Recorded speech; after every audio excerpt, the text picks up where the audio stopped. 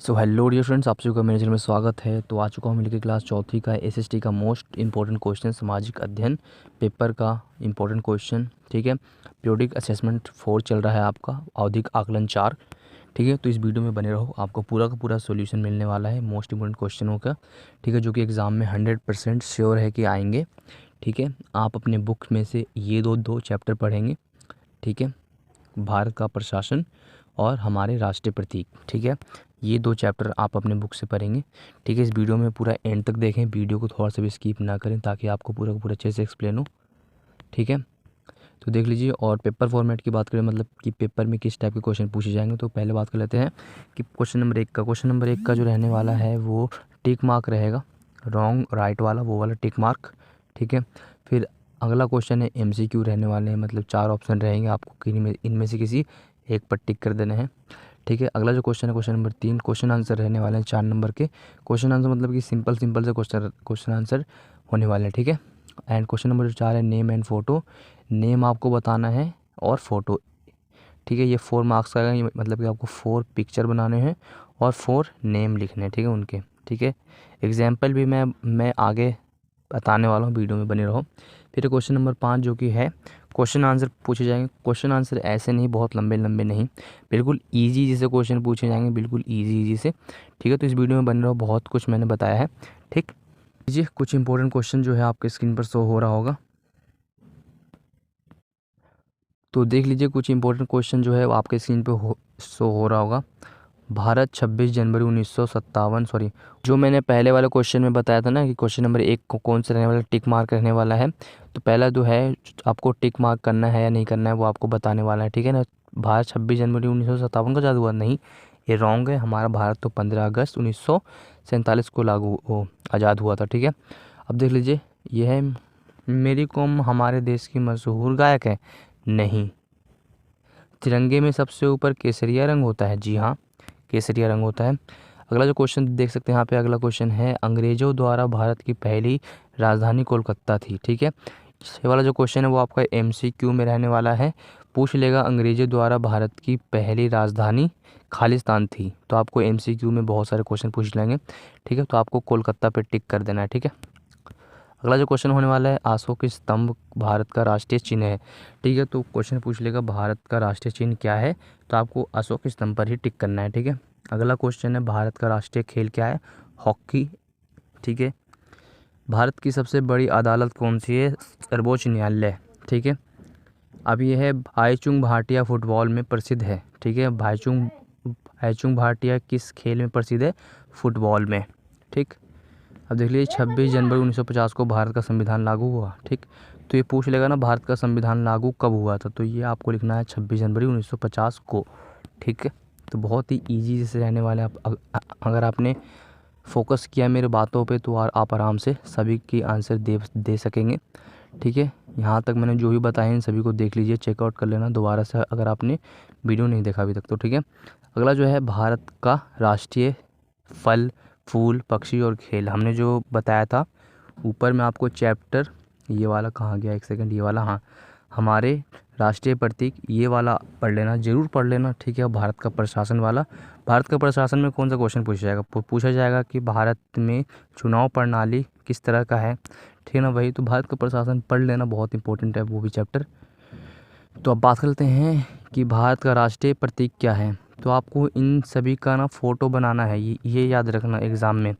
राष्ट्रीय फूल, ठीक है ना, ये फ्लैग है, ये ठीक है ना, ये एम्बलम है, ये हॉकी खेल है, मतलब ठीक है ना, ये है बाग। ठीक है, ये है फूल, हमारा फूल, राष्ट्रीय फूल ये है। अब ये है पिकॉक, राष्ट्रीय पक्षी, ये है राष्ट्रीय फल, मैंगो, ये ईटी। ठीक है, एटसेट्रा। तो ओके, तो मैंने आपको यहाँ तक एक्सप्लेन कर दिया सही से। ठीक, अब देख लीजिए अशोक स्तंभ की 2 विशेषताएं बताओ। अशोक स्तंभ, जो अशोक स्तंभ मैंने अभी बताया था, ये वाला, ये इसको को कहते हैं अशोक स्तंभ। ठीक है, तो अशोक स्तंभ के बारे में 2 अच्छी बातें, 2 विशेषताएं उनकी क्या क्या है, उनकी 2 क्वालिटीज़, ठीक है, वो बताना है आपको। तो देखिए, जो हमारा अशोक स्तंभ है, भारतीय अशोक स्तंभ, वो राष्ट्रीय प्रतीक है, फर्स्ट ऑफ ऑल कि हमारा वो राष्ट्रीय प्रतीक है। ठीक है, और वो अहिंसा का प्रतीक है, और वो कला सत्यापन और उत्कृष्ट उदाहरण है। अगर आप पढ़ने जाओगे, ठीक है ना, तो इसका इतिहास एक बहुत अच्छा इतिहास है, ठीक है। हमारा जो ये है राष्ट्रीय प्रतीक, ठीक है ना, इसका एक बहुत अच्छा इतिहास है, आपको वो सब ज़रूर पढ़नी चाहिए ताकि आपको और हमारे देश के बारे में अच्छे से जानकारी प्राप्त हो, ठीक है। अगला जो क्वेश्चन पूछा जाएगा लोकतंत्र के बारे में, एक सेकंड, पता नहीं क्या हो जाता है बार बार, ठीक है ना। अगला जो क्वेश्चन होगा कि लोकतंत्र और राजतंत्र की एक एक विशेषता आपको बताना है। तो ये रहा आपके स्क्रीन पर, जनता का शासन होता है लोकतंत्र।